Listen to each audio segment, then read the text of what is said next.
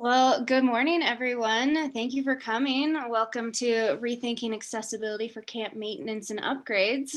I am Ashley Schahfer. If you want to go to the next slide, I am the owner of Empowering Access. I do disability equity and inclusion consulting. And over the last year, I've been doing a lot of camp assessments, site and program, and talking with a lot of providers about what accessibility looks like for a lot of different disabilities, and kind of looking at the whole program in a holistic way to figure out how to improve access.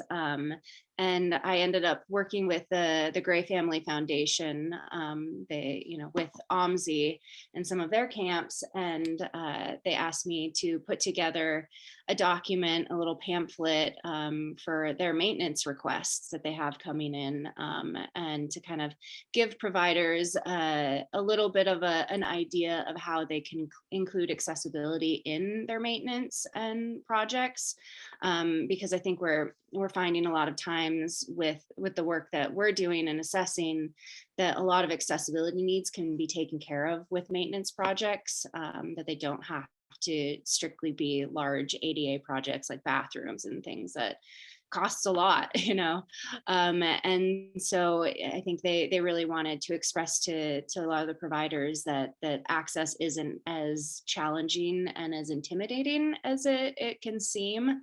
And so if we can go to the next slide.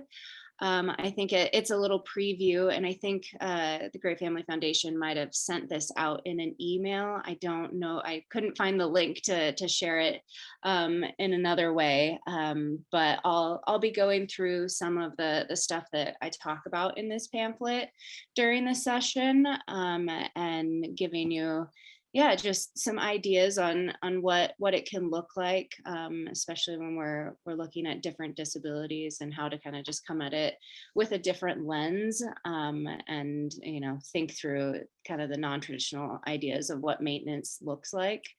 And so it would be nice to do some introductions. I think we have a small enough group here. I was going to do a breakout session, but I think if we do instead some introductions, with also the question of what are your biggest barriers to improving access? It's a question I like to ask people because we think about barriers in what I experience as a wheelchair user, but I also in my work like to acknowledge that there are a lot of barriers for you as land management providers, hosts of sites, and so it would be nice to talk through some of those. So if people want to go through and introduce themselves. Oh, nice. Thank you for putting a link to that in the chat. The Gray Family Foundation. Just to be clear, Ashley, it's not up there yet, but we will get it up there. Cool. Thank you. And that's where it'll be. Awesome. All right. So does anyone want to start? Just give maybe name, pronoun, your location, and if you can think of a barrier or also like any question you have about access, feel free. Everyone, go for it. Thanks, Eric. Just Eric, can't tab more, he, him. I'd say for us, it's just finding, we've gotten some Gray Family money, but now it's coming down to contractors to do work, so that's probably our biggest hurdle in trying to improve things is the guys to do the work. So the actual physical labor to do it. Right. Yeah. So, we've got money from OSU to help do stuff, but in the market, the way it is nowadays, the contractor is the biggest hurdle that we're coming across. And that leads to a whole other conversation about other projects around camp, but there you go. That's hard. Well, thank you for sharing. Whoever would like to go next, just jump right in. I can go next. My name is Kitty Boyer, and I work with the Multnomah Education Service District Outdoor School, and I make sure that any student who has specific needs has their needs met while they're at outdoor school. So I just wanted to listen in on kind of what's being done. I know that we've talked to a lot of our camp sites about, single-use bathrooms, more accessible trails, ramps, stuff like that. Mm-hmm. Cool, thank you. Next, this is, excuse me, this is Suzanne Willow from the Crest down near Ashland. And we are got one of the accessibility grants through OSU, and housing was our biggest problem. And so we are building 10 accessible wall tents, basically, and beds, space for a few students to have an attendant. So I think we have 3 of those specifically, but then space altogether, I think it's 54 students, something like that, if it were totally jammed. We have an accessible bathroom, but we want to build another one, and we like our model. It's worked well, but really getting into another one. And right now we just have a men's and women's.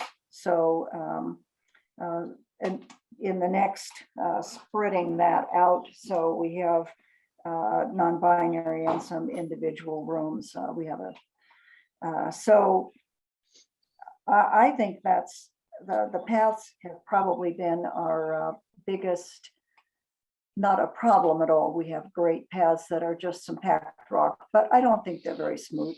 And we actually had to remove some of the chips to get a 92-year-old woman in a wheelchair user across to the bathroom. So it's like, oh, I got it. That's not the same. So it was an interesting eye opener. So we're in a forest, so being careful with our excavation as far as depth of excavation and care with the tree roots is probably our biggest, will take the most time. And we've had a terrible time with contractors also. Our area lost 2,400 houses in 2020, a huge fire. So contractors were doing anything but coming out to the woods. So this year we actually do have somebody set. We're in the second year of the same accessibility grant, since we couldn't get it done last year, all of it. So we're excited about actually having somebody who's going to do it this year. Cool, that is exciting. I'm Brenda Kaufman, and I'm from Drift Creek Camp, which is in the Siuslaw National Forest outside of Lincoln City. And our biggest challenge is that we have a 63-year-old building, and everything is, all the sleeping rooms are upstairs. Yeah, we've been working at trying to make things more accessible, and it is challenging. We have, we're on Forest Service land, so we can't construct new buildings.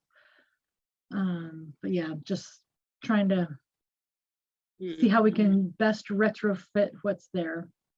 Yeah, definitely. That I've seen that challenge at a couple camps too, of having things upstairs. And a couple stairs, usually we can find a solution, but when they're up a flight of stairs, that's a whole different story, and accommodation that's needed for that. It sounds like I've heard a couple other camps, and it sounds like Suzanne, maybe like the tent solution or something similar to that, where it's not a solid thing, which has been interesting. And it's outdoor school, so camping is it's fun, but also trying to make sure that is inclusive, and comfortable for students with disabilities too, because not everyone is excited about camping as I am. Got to acknowledge that too. Great. Well, I know I have some people on here that are assisting, so I don't know if y'all wanted to introduce yourself. You don't have to if you don't want to, but if you'd like to. I'll jump in, Ashley. Hi, everyone. Nancy Bales. I know a lot of you, or worked with a lot of you on camp maintenance grants. I'm at Gray Family Foundation, and I really appreciate hearing all the challenges, and I've been hearing that out there. And I also am so appreciative of all the work, from thinking about gender inclusive to just more accessibility on the camp facilities. So thanks. And I'll also say hello, Carla Coleman, also with Great Family Foundation. And I will just say, throughout this whole entire process through day 1 and day 2. It's just been so nice to see faces to individuals that I may have had communication with via email. So it's nice to have this opportunity to get to know you a little more intimately in a virtual sense.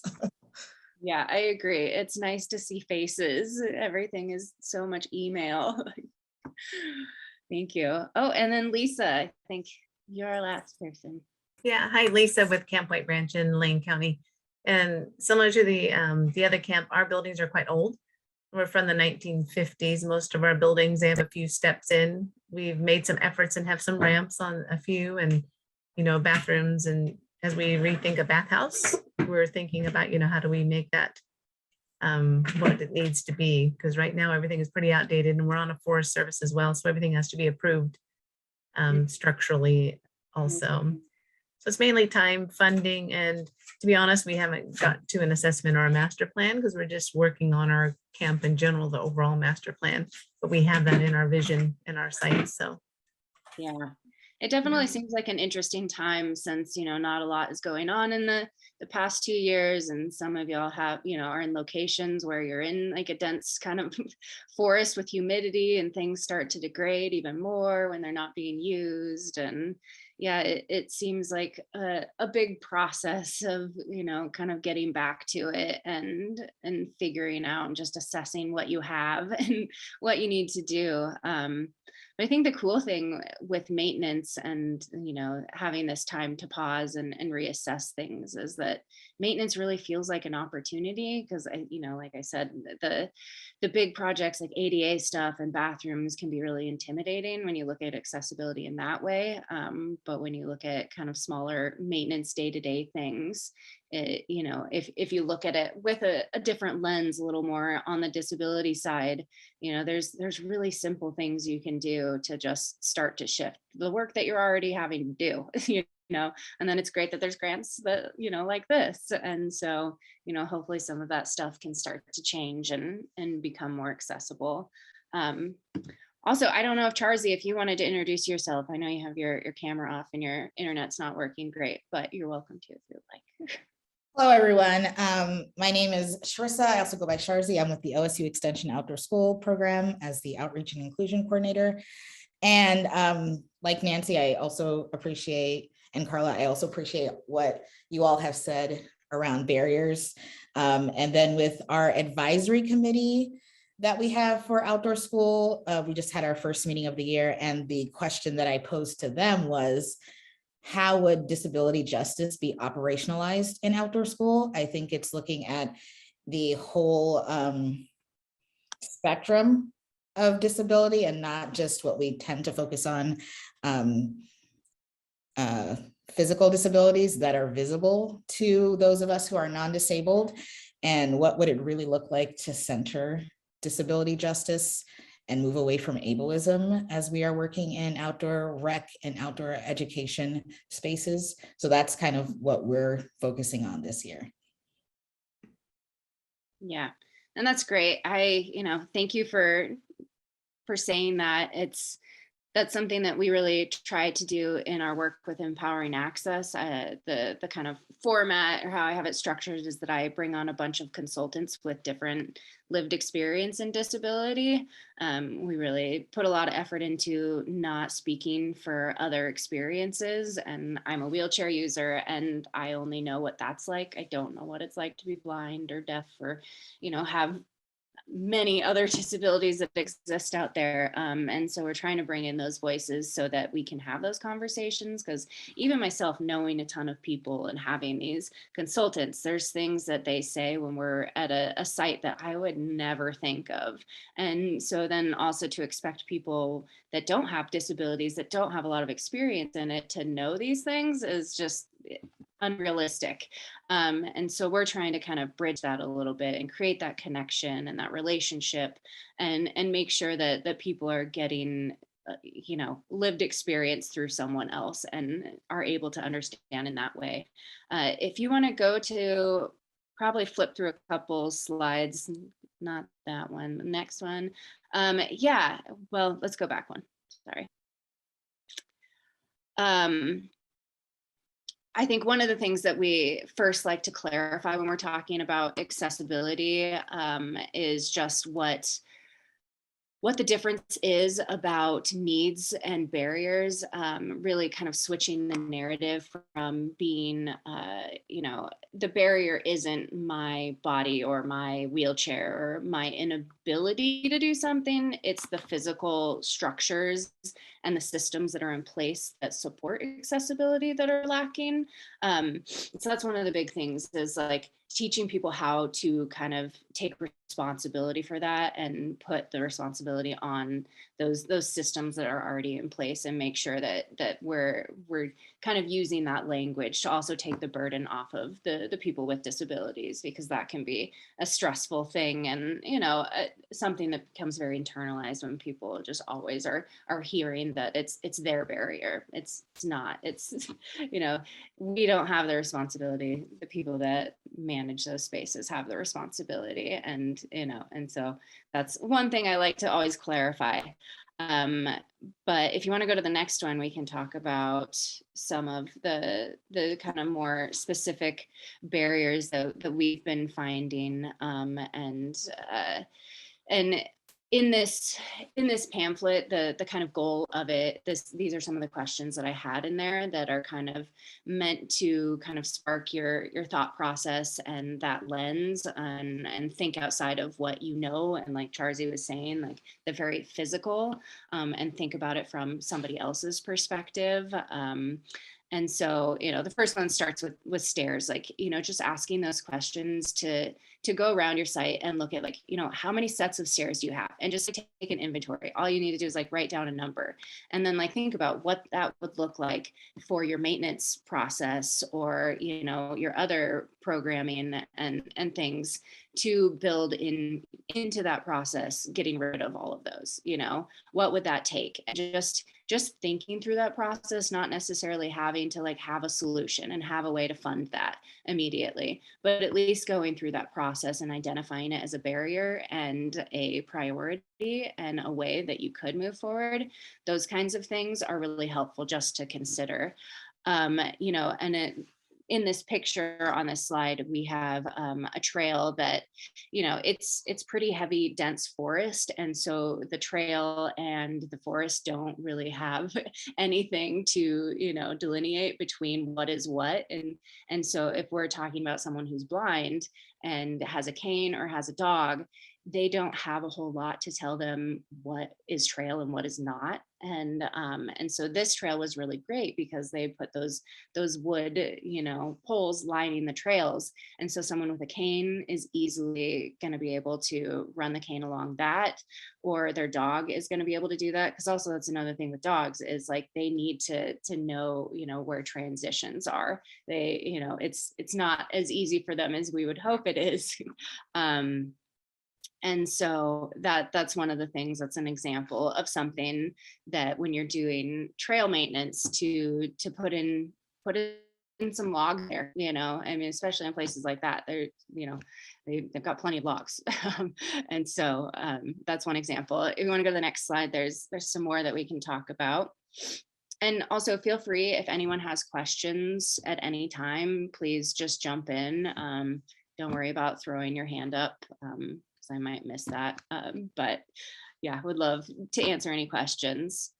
And then another one that this was a good example, this photo, is thinking about how you gather for conversations and presentations and things, and thinking about deaf students or people who have, different hearing needs. The big thing is that making sure conversations are always in a circle so that as many faces are visible at a time are really helpful for people, so that they can read lips, so they know where things are coming from. This site was like extra cool because it had those different tiers, and so you're never seeing the back of someone's head because you can sit in back and you can still see down in, and so thinking about that in your maintenance, because I know a lot of camps have just logs and stuff that they use for seating in those kind of outdoor amphitheaters, and And so what would that take? Would it just be moving the logs around? That's an easy one where you can kind of just shift the stuff that you already have, hopefully. But then you can also think about in the future, like if some of those things are degrading, like how can you replace that with something that is more accommodating for that? Also, another one that comes up around sign language and ASL is lighting in these spaces, having good lighting, especially for evening things, so people can lip read and see their hands. And then another question that is, free of cost, but it doesn't always, it can relate to maintenance, but what would it take to just like take an assessment of the kind of activities and programs, games that you have, and what would it take to make those accessible? What kind of systems? I know a lot of places have games outside that have like a physical structure set up. Can't remember the name of the game, but there's one that sounds silly, but it has like kind of a corral thing, and there's, it always has some sort of lip to get into it, and I don't know if that's completely necessary for the game. I've never played it, but just thinking about those kinds of things, and again taking that kind of stock of what you have and what it would take to make those things accessible with maintenance projects, because a lot of times it is just simple things like how do you just remove a lip, or how do you repair the erosion that's happening up to the lip, the transitions are huge when you're talking about physical accessibility. And then also around people who are blind, that causes a huge tripping hazard. It could also direct someone if they have a cane, and so staying on top of those kinds of things is more important than I think we realize. Go ahead and go to the next slide. Maintenance.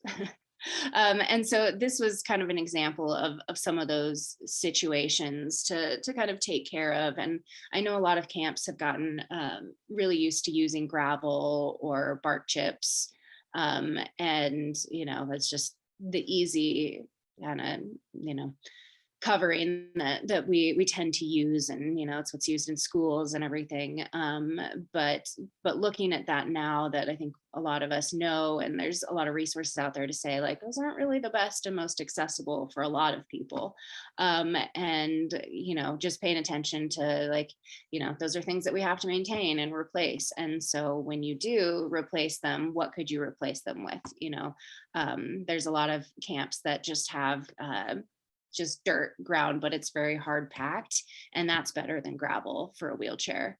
But with that comes maintaining like the rocks that fall, the tree droppings, if roots come out and are creating a lump in things or something, those are things to consider. And then also obviously like in that photo, the roots have kind of cause the ground and the pavement or asphalt, I guess, to shift quite a bit. And so that is kind of a warning of asphalt is not usually the greatest solution, because depending on what's near it, that there's a lot of things that need to be considered, because otherwise it'll make maintenance a really kind of a nightmare for you later.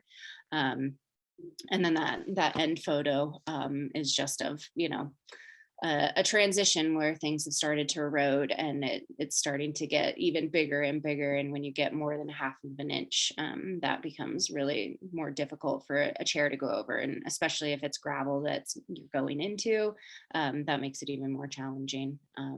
Want to go to the next slide?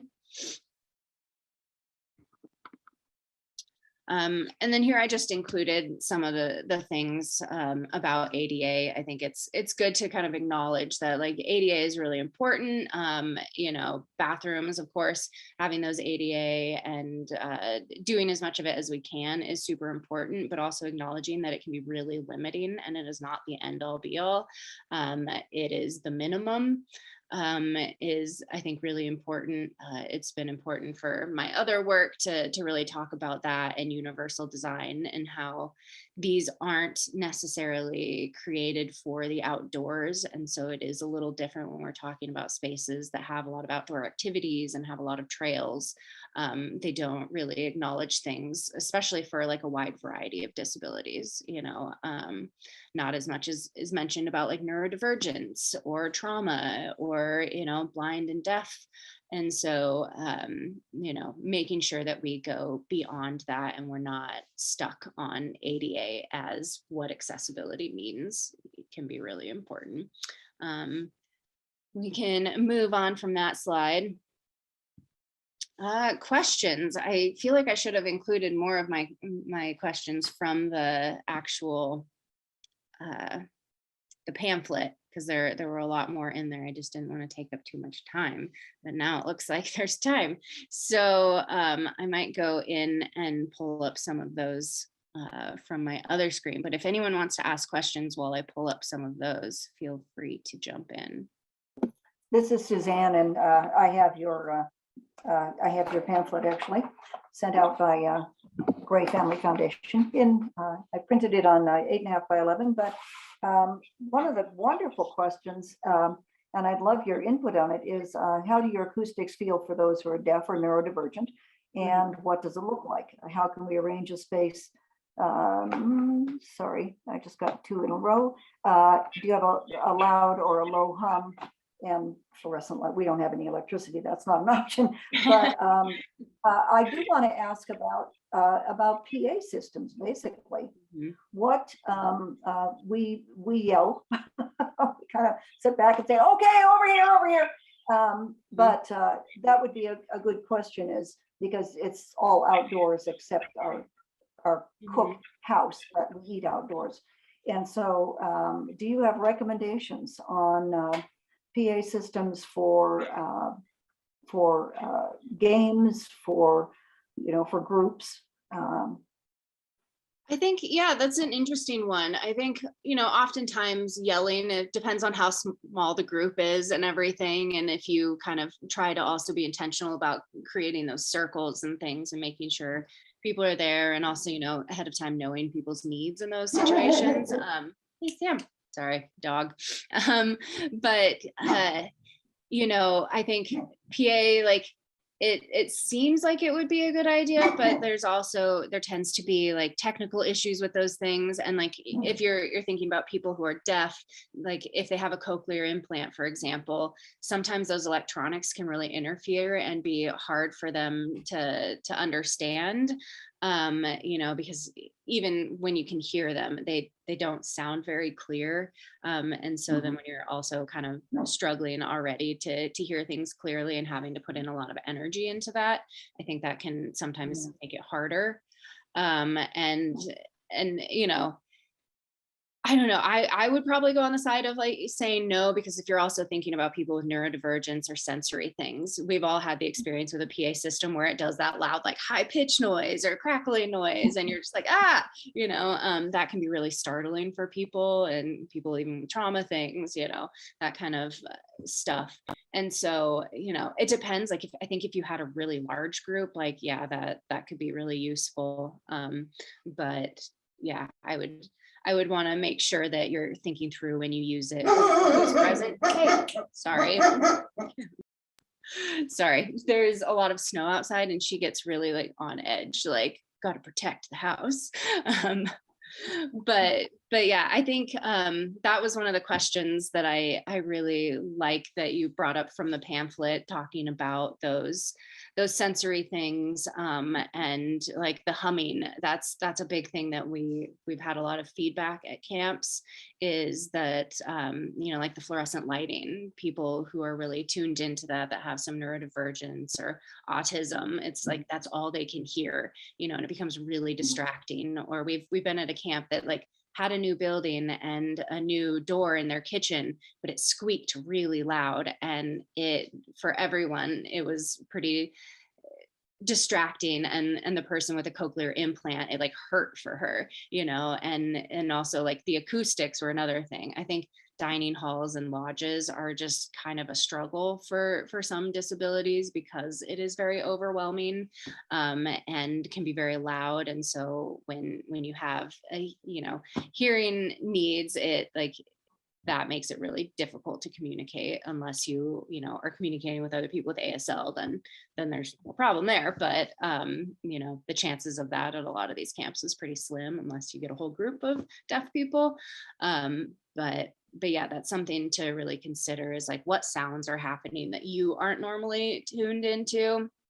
And then a lot of the recommendations we've had for people around those things, because, you know, they have large buildings, and what do you do to fix that? You either add acoustic paneling to kind of dampen things, but then also thinking about how you can have kits, sensory kits available that might have headphones or something. That's also part of, I think, your process of when you do intake, learning about needs of students and making sure that they have those kinds of kits available to them, and they know that that's available to them. And so you can handle those things as they arise and beforehand if possible. But there's a lot of things, I think, around maintenance that you can do when you're thinking about those kind of acoustic situations, and the sensory processing type things, to just throw some cheaper things in there and deal with the squeaky door. You know, it's stuff that, you know, so you wouldn't really think about, but you know, and that's what one of the questions I loved, because I don't think people think about it as much. So thank you for bringing that one up. Does anyone else have any questions or want to talk about some of the things that are on the pamphlet? Signage was the other one that I was interested in, Suzanne, Yeah. again. And the question is, how could signage be used to increase access for a variety of disabilities? What would that look like? And I think that's we tend to not have many signs at all. It's kind of over there or over there. But I think those are, and we do a lot of that. But I think those are really, really good questions. Yeah. What kind of signage? Mhm. What do you recommend? I mean, we could have everything in Braille, but of course you have to be able to know it's there to be able to Yeah. read it. Totally. Yeah, there's a lot of places that signage can be helpful on games. I know a lot of places in their kind of dining hall and lodge tend to have things on the wall that are explaining games or things. And those tend to be really cool because they're very descriptive. And so they let the student know what to expect from something, or, you know, how it works. And so kind of taking that idea of being very descriptive about things and bringing it into your other spaces can be really helpful, and especially on trails, you know, making sure that's very clear on like what direction you're going, and thinking about not only like the word, but color, symbols, kind of having a lot of different things and not relying on just one kind of cue. I think because, you know, some people might not be able to see all of the colors, you know, might not really process a certain shape, you know, and remember that. There's also an interesting one that it was new to me, is that for a lot of our names on things, when we use descriptors like different types of trees or like different species of things, in sign language, there's not individual signs for those. And so they, you know, it's harder to translate that into ASL and for the student to understand where they're supposed to go, because they have to like spell it out, and it's not that friendly for them. And so using things that don't get to the specific species sometimes, you know, using things like, I mean, they have signs for frogs and like different types of animals, but when you get too specific, that becomes challenging. And so that was a really interesting one. I think going back also to the when you're in spaces that you are talking like a PA system or something, or announcing things, a lot of the feedback that my consultant who's deaf brings up is adding sign language or hand gestures to a lot of the songs that you're doing or things, and using, kind of building that into the way that you develop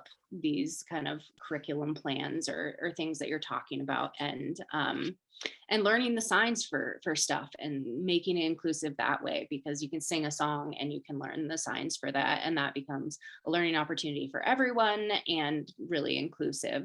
And so when you're announcing things, especially like when you're on camp and you're, you know, if you're trying to get everyone's attention, making sure there's hand signals that go along with that, you know, whatever that is. I know someone was saying like, you know, they put up like the moose antler kind of thing, and that like stops everyone, instead of being like an auditory thing. And then the deaf person there is like, doesn't know, you know, and is still doing their thing. So that can be helpful. But that's outside of maintenance, but that's definitely like, you know, there's a lot of things to consider and to think about. Are there any other ones that anyone wanted to touch on or has questions about? So I don't have another question, but I just have, just want to say that I appreciate how you are looking through the barriers through different lenses of disability, because that's something that has come up in when I've talked to providers and sites as they're looking at their accessibility grants or their equity grants that OSU Extension put out, in terms of like, one, looking at their site from one disability lens. Mm-hmm. And from one real like fixed standpoint, because it is what is obvious, quote unquote, to those of us who are non-disabled. And then when they come in contact with somebody who holds a different disability, recognizing that the solution that they picked adds on another barrier for somebody with a different identity. And so going around and, you know, recognizing and having this aha moment, which kind of also seems sometimes a little bit silly, but is what it is for those of us, for some of us who are non-disabled, of there's not the one solution, which is what I think we're a lot of the times trying to get to, one solution that will work for everybody. And that is not true. And really having those relationships like the folks in the keynote panel talked about yesterday. Suzanne, you were part of that, just like having relationships with different people so that they can come to your site if you have a site, or, you know, look at your programming with you and really figuring out, okay, what are the solutions for you, but what are those intersections where your solution causes another barrier for someone else? And how do we deal with that? And what does that look like? Which is more nuanced and more difficult and sometimes really frustrating, because I just want the one thing that works for everybody, but like it's really, you know, getting folks to sit down and stop and think about, okay, if I care about equity, then this is going to be a difficult journey, because the way that the system is set up right now, I'm forcing everybody into one box. But now I'm looking at like you as a unique person, how can my programming help and support you? And what are the different solutions that I need to have for others who come into it, which is a much longer, you know, conversation, relationship building, planning, but more realistic, because it'll help as folks are going through and thinking about changing their programs or even changing their sites. Yeah. And I think that's a really great point, and that I'd like to provide an example of that. I think one of the questions in the pamphlet speaks to that situation of, you know, one solution causing a barrier for another identity, and the box in there, how could the privacy and safety of an accessible bathroom changing space make people feel included and welcomed physically and emotionally? And so we've done a lot of assessments looking at bathrooms, and there's a lot of ways that things could be updated. You know, there's some places that have like curtains for their changing station, and that doesn't make a lot of people feel safe. You know, people with physical disabilities or trauma related things or neurodivergence, there's a lot of reasons where a solid door becomes really kind of necessary for their anxieties and things that they're dealing with. But then at the same time, you know, we've recommended having a floor to ceiling door, but then someone who is deaf has no way of knowing if someone is knocking on the door and, if there's an emergency, trying to tell them to come out, and so if there's no way to communicate through, back and forth there, that creates a major barrier and can be a big safety thing for that person. And so, having that conversation with someone who is deaf on like, what are those solutions? And it's part of that is like developing a policy that like flicking the lights, that's something that gets someone's attention and is already a familiar thing that is used within that community to signal that there's an emergency. If you have it at a certain height to where you can still like reach over and put your fingers there, but it is still safer, that could be a compromise. But that's something we ran into that, I didn't know, but, and the person that recommended it didn't know because, they were thinking about their lens, which is why they're there. But the reason that I bring in so many people with disabilities is so that we can have those conversations. So it's not just the one person recommending to have a floor to ceiling door and then someone comes to the site and is like, oh, this is really not safe for me. And so we're trying to catch that ahead of time. And so I like, having those conversations, and Charlie's completely right that like it really takes looking at it from multiple different perspectives and asking questions and getting to know people and being able to have that dialogue. It's become one of the most satisfying things is just having conversations with the client and learning about the barriers they're facing and how we can kind of talk through the things that are unknown, and also acknowledging that like you don't know until you know, and we can't expect anyone to know everything. And that's why we have these documents and all of these things to kind of increase education and resources for people to really invest that effort into it, because that's honestly what this stuff takes is just a commitment and investing in learning about it. It's something we've pushed aside for so long that we're at a point where we know nothing about it because we haven't put effort into it. So there's a lot of catching up to do, basically. But I also wanted to include, I'm going to put in the chat a couple links. So I think if we, in the slides, I think the last one was a little preview of a toolkit. Oh, those look like super run together. Sorry, there's like 3 links in the chat that I just sent. I hope it doesn't mess up, but I did a toolkit for Willamette Partnership. It's for land managers, and it really talks about that lens and how to develop that. And it's much more physical based, coming from my perspective as a wheelchair user and what mobility devices need out of spaces. But it's great for kind of that education point and talking about language and everything. And then there's also the Land Trust Alliance just came out with a really great open for all guide that really talks about equity and inclusion within disability, and gets at some really great points around it, and has some examples of things that they've done to increase accessibility and include people with disabilities, acknowledging that it's also not just like making things accessible on site, it's how you create partnerships and you reach out to people and that kind of stuff.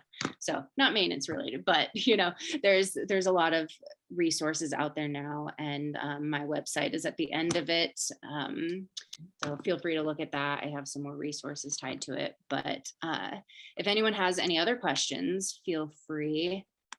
Yeah, if anyone has any follow-up questions or anything, feel free to contact me through the website. And yeah, thank you for attending this and asking questions and sharing what you're experiencing. I hope the construction stuff starts to clear up and you can get the work done. It's exciting that you've invested in the work, and hopefully that part doesn't keep you from getting it done. So yeah, thanks so much for being here.